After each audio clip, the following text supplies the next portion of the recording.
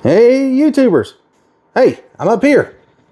So I got an awesome video for you guys today. I've got pretty much a shop fan, or a fan that you could use out on a patio. And I know you're gonna say, oh, reviewing a fan is lame. Well, what if I told you that this fan could save you some money, because it is got a DC motor on it instead of an AC motor. And so it's going to use far less power, and it's also going to be a lot quieter. And if you're wondering, well, who cares about the quietness? Well, if you've ever worked in a shop, you hear the fans running all day long. Those things are loud. And, I've even had, one of those big drum fans. It was probably 5 foot tall. I ended up selling it just because it was just so big and noisy. I didn't like hearing that loud noise all day long. I knew I wanted something a lot quieter. And so I was on Amazon and I seen this and I was like, man, I can't wait to check that out, because it's got the DC motor, so it's going to be quieter than an AC motor. It's going to use less power.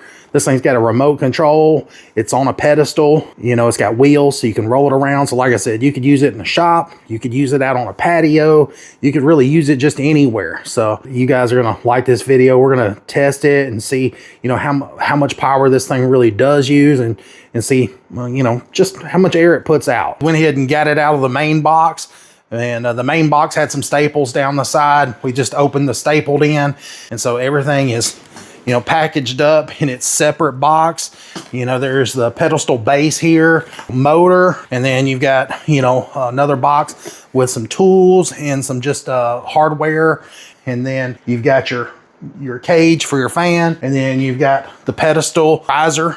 And it comes wrapped in these tubes, so nothing's going to be scratched up. This was really well packaged, so I give FUGOO, credit for their packaging. All right, guys, so I went ahead and started unboxing everything, and the first box that I come to was the pedestal. And I gotta say, I knew when I picked the box up, it was pretty heavy. I was surprised. This thing is very well made, and you're not gonna bend this. I mean, there is no way. This thing is very solid. And then you notice it's got the holes all the way around, and that's for the casters. And so it does come with 5 casters, and they're locking casters, and the wheels on them is small, but I'm sure they did that so it'd lower the center of gravity so it wouldn't tip over or anything.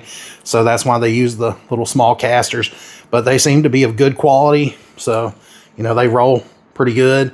And then like I said, these are locking, and so you can see right there the locking mechanism works. Yeah, everything looks good with that. The motor, you've got your switch to turn it on 4 different power settings. So you've got 1 through 4, and then here on the back, on the top, you've got your on and off master power switch, and then it's got a rod right here on the bottom that controls it, so it turns the head of the fan where it oscillates. But everything else, as far as the motor, like I said, it looks to be of good quality. The shaft here where it bolts up to the fan doesn't look like it's boogered up, because if that gets messed up, the fan blade ain't gonna slide on there. But everything looks like it's nice and smooth. Here on the back, it does tell about the motor. It does say brushless DC industrial fan. It is made in China. And then next, then you've got some hardware, and you've got your cap that goes on the cage.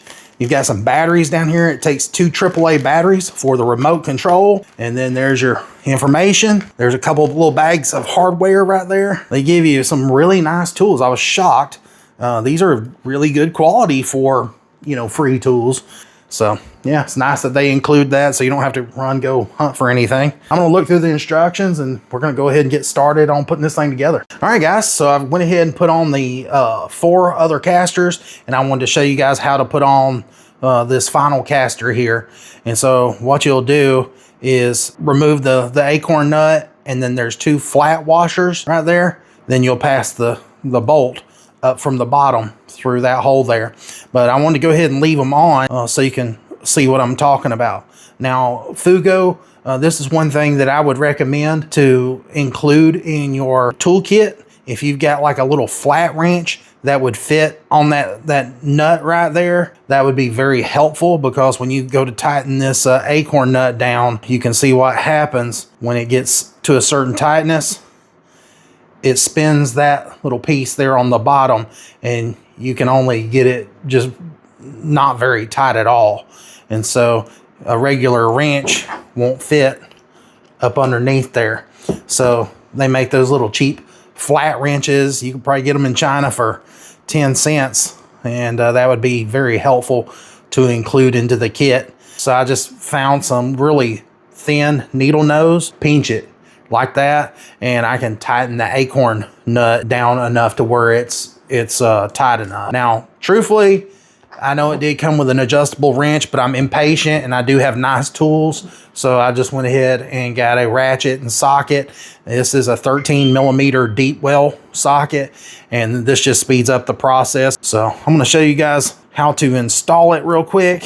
You want to take one of the washers off, leave one of the washers on, and then I'm going to raise it up right here, slide it up just like that. Then you put your flat washer on, then your acorn, and then, like I said, just reach up underneath and pinch that nut with the pliers, and that allows you to tighten it up and get it tighter than normally would. And once it starts spinning, then that's tight enough. Now you can see that the casters roll really good. And again, these lock, so that is nice to have locking casters. All right, now in the instruction manual, it does say if you want to greatly improve the stability of the base, then you don't have to put the wheels on there. If you don't plan on moving this thing, then by all means, you don't have to put the casters on there.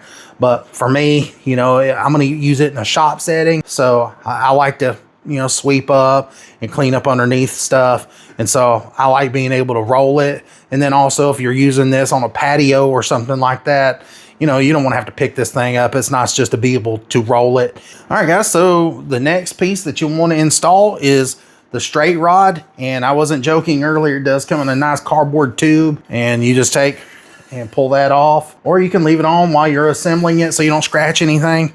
But right here on the bottom, you can see that it's got, you know, a washer and a lock washer, and then there's a bolt, and then you can see that there's a flange here, and that flange is going to fit down on the top of here, and then you're going to have 5 fasteners that bolt this thing down. So anyways, I'm going to go ahead and unscrew this. I gotta say, that's a pretty massive bolt, but you can see right there, it'll fit on there just like that. So next, you've got the little bolt nut, and the bolt just drops down through that little pedestal base there. So you just reach up underneath and put the nut on, and then I just used 10mm socket and ratchet, and I just used it on the bottom to tighten the nut up. And then if you want to use a screwdriver to hold the top, it's got a Phillips head on it to keep it from spinning while you're tightening it. All right, and you can see right here where we went ahead and tightened those nuts up there on the bottom. And if this looks like there's a defect in the paint, it's just grease off of our fingers. Plus there was a little bit of grease on those casters. And so, you know, we can wipe it off there at the end.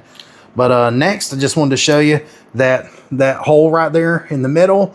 Remember we took that bolt out of there, and it has a big like fender washer, and then it also has a lock washer. We're just going to go ahead, slide it back into that hole, and just get it lined up. Make sure you don't strip it out or anything. You're going to use your adjustable for this one. And guys, I'm telling you, by the time you put this big bolt through the bottom, this thing ain't going anywhere. It's solid as it comes right there. So next, you want to take what they call the decorative cup, and this just slides over the top. And you can see that it just covers those bolts down there, so it looks a little nicer. And then you've got this rod right here. They've got these little plastic cups that kind of hold it in place from just falling down through there. And you just kind of put those in place, and then you take this piece here, and it just slides down onto that rod. So now before this little collar piece with the 3 bolts can slide all the way down, you gotta take them out most of the way. And then this here, or this hole here, has to line up with that slot right there. And so you want to go ahead, push it down in there like that. And then you want to go ahead and take and start the bolt and get it started. And then once you tighten this up, then that bolt just goes into that slot. And that way, you know, it keeps it from moving very much. Now, if you're wondering why there is still a little hole right here, this little piece right here just screws in. And what it does, it allows you to adjust your height of the rod there. So if you want to tighten that up, then it'll allow you to make adjustments to the height. So that's pretty cool. I'm going to go ahead and unscrew it for now, and I'm going to go around and tighten all these. All right, now once you tighten this one bolt, you can tighten it all the way down because there's a slot in there to fit in. But these other two here on the back, you don't tighten them all the way down, because if you do, it'll pinch the rod and it won't allow it to go up and down freely. So you just put them in there until they're snug, and you know, it takes all the play out of this little coupler. All right, guys, so I raised the pedestal up where I can work on it, where it'd be right here at a comfortable height. I went ahead and unscrewed this bolt right here on the side, and then you can see right here the hole in the side of this piece of some sort of cast. I think it's maybe cast iron bracket here. Then they've got this really long bolt that is going to fit through right here, and you can see that this bolt has a notch in the top of it, and it'll slide right through, and you can see there's a notch right there. So it's going to slide through just like that. So it'll make sense here in just a second when I put the motor up there. And then, like I said, you want to put the bolt with a notch all the way through there. The bolt's not going to push all the way through. It's going to catch, and you're going to put your locking washer there. Then you got your nut. Then you're going to take and tighten it up. And this is where the adjustable wrench will come into place. You can go ahead and make your final tightness with the adjustable. You can raise the head up, because you know it's going to sit probably somewhere like right in there. And then you can finish tightening it. That should be good on that right in there. And then on the other side, you can see you've got this screw right here. I want to go ahead and tighten it up as well. And there's a little groove on the inside of that bracket there that this is going to ride on. And you can see you can just use the supplied screwdriver to tighten that up. And then once you tighten both sides up, I mean, literally, there's no play. I mean, that is as solid as it gets. So next, you can see that there's a little hole right here in the back of that bracket, and it'll have this little plastic clamp. Then you want to just tighten this up, and you can see that, like I said, this just gives it a strain relief on that power wire that's hooked to the motor. It just keeps it from being pulled out from the side of the motor where it goes in right in here. This is the front of the motor. There was a bolt here, a bolt here, a bolt here. I've already removed it. This is the final bolt, and you're going to take these outer bolts out, and then right here is the guard. Now, you don't want to just slap this guard up there. You want to make sure that this hole right here, you can see my finger poking through the hole there. That is oriented at the bottom, towards the bottom of the fan. It's not going to be perfectly lined up because, you know, this would be straight down. So it's going to be kind of off to the side right here. But you want to mount it to where it's pointed towards the bottom. And then you can take and start putting your bolts in. I would start with the top one. That way it kind of holds itself in place. And then you just work your way around and put those bolts in. And then you want to go back with the screwdriver and tighten everything up. All right, guys, so I went ahead and tightened up these 4 perimeter bolts, and this really secured the guard to the motor. Before I put the fan on there, that right here on the shaft of the motor, you can see there's a little machined flat area right in there, and that is for this screw to rest into. Once you tighten it down, that screw will rest on that little flat area, and that way it's just not going to spin. So if this was completely round, it would just sit there and spin and spin and spin. But that little flat area is going to be a nice resting place for that screw to tighten into and you know, keep it from spinning. So I'm going to point that up towards the top, and then you can see the screw is backed out of there. And so you should just be able to take and slide this on just like that. And then once you get it slid in place, you just push it all the way in till it bottoms out. And then you take your screwdriver and start tightening up that screw.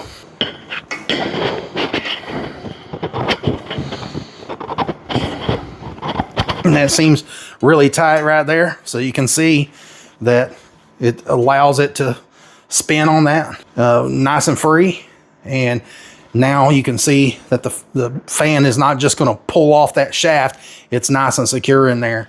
And then if for some reason, you know, an accident occurred, then this guard is going to protect it from hurting anybody. Plus, you know, people sticking their fingers in there and keeping kids' fingers safe and all that. And, you know, also if somebody did try to stick their finger in there, that's not going to be enough room for them to stick their finger in there. And if they were able to get it in there just a little bit, you know, you're going to still be over an inch away from being able to touch the blades. So it's got a good guard on it. And then next we're going to put the outer guard on the unit. And you can see this is the outer front facing part of the guard, but I'm going to show you on the inside. You can see right there, there's like a little V, and this fits at the very top of the fan. But then here on the bottom of the guard, let's see where it is, right here. You can see right there my finger, there's a hole right there at my thumb. That hole is going to be right here at the bottom.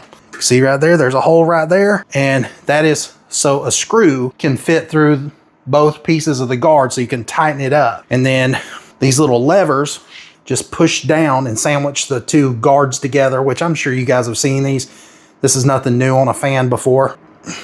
Once you get the two pieces up there, then you just close this and it closes the cage of the fan, pinches it together. So right here on the bottom, that's where the machine bolt goes through the guard there. And then there's a nut on the back. I didn't show that because it's so tiny and it's pretty self-explanatory. So this actually goes on the bottom, and then these little pieces here, they just fold down so it's nice and tight and so it don't rattle. Next, just like that, it just pushes in and locks into place. You need to set up the remote and all that. Here on the back, I went ahead and installed the two AAA batteries, and then the little cover slides up just like that.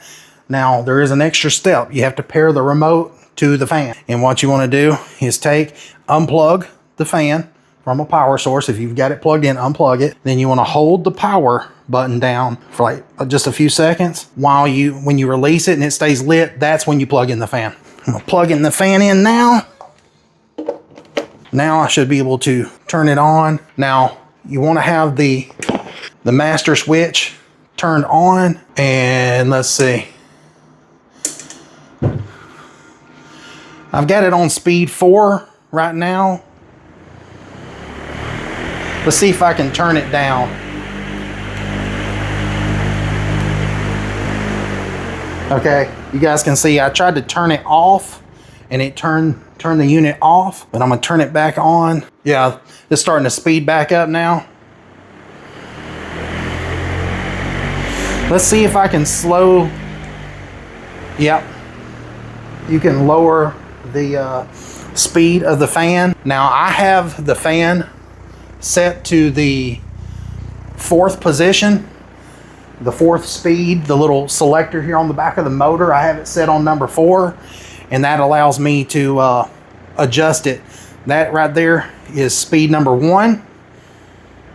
This is speed 2, and it changes pretty quick. And man, I'm telling you, that thing puts out some air. My God. There's speed 3.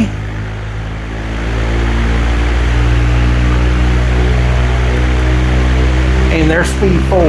My goodness. That's amazing. Now let's see what it does when I hit the oscillation button. Oh wow.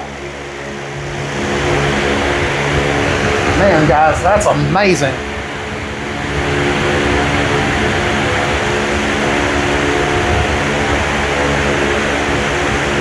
That is awesome.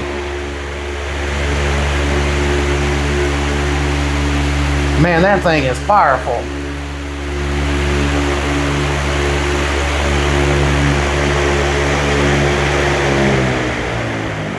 Now I'm gonna lower the speed down to 1. And that's pretty quiet. And truthfully, that's probably where I would keep it at speed 1 or 2, because 3 and 4 is really, really powerful, and the noise level does go way up. But I gotta say, it's a lot quieter than all the shop fans I'm used to being around. And truthfully, I'm probably not gonna use the oscillation much. I mean, I just don't think that it's needed. Like if I'm working in a certain area, probably just want to have it focusing in on me. Now, if you're out on a patio or something and you got friends over and everybody wants a little air, then obviously you could, you know, hit the oscillation button and it'll move side to side. I'm gonna hit the oscillation again and it stops immediately. It has a sleep timer, a nature type button. I guess it changes the setting of the air. Let's see.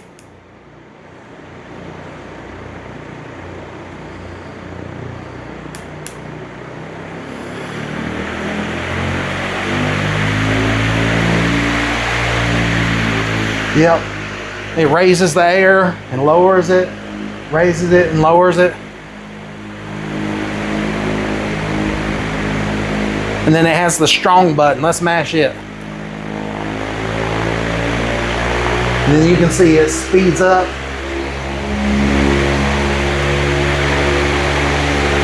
Now I'm going to turn it down. My goodness, this thing really goes from being like whisper quiet to you turn it on number 4 and that thing is really moving, putting out some major air. Like everything in this room is like blowing around because it's so strong. Man, very impressed with how much air it puts out for sure.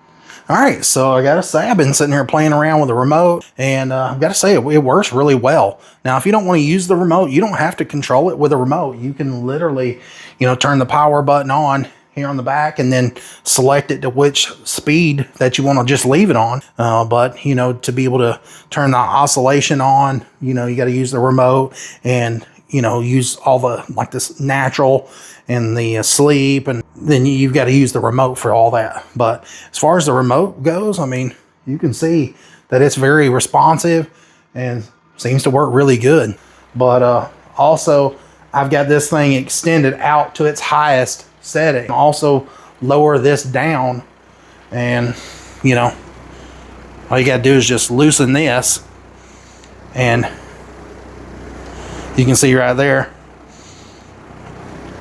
you just tighten it back up to wherever you want it. Gotta say, I'm very impressed. It is very quiet on the speed 1 and 2. I mean, literally, I'm just talking normal and you can hear easily with 1 and 2 on. Now, start getting up into 3 and 4 and this thing is moving, but it's also putting out a hell of a lot of air. We'll go through all the specs and all that here in just a second, but I gotta say, very impressed with the quality of the fan. All the pieces, none of it was scratched. That was one big thing to me. They did a hell of a job packaging it. All right, guys, so on the Amazon listing, it said that it could save you up to 50% on your electric bill because it is a DC motor instead of an AC motor. And so we're gonna, you know, just give you an idea.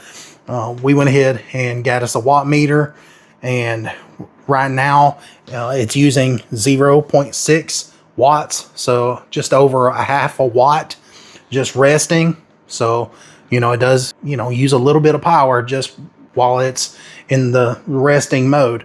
Now we're going to go ahead and turn it to speed number 1. Got to turn it on first. It's on speed number 1. 4 watts, 22, 24, 25.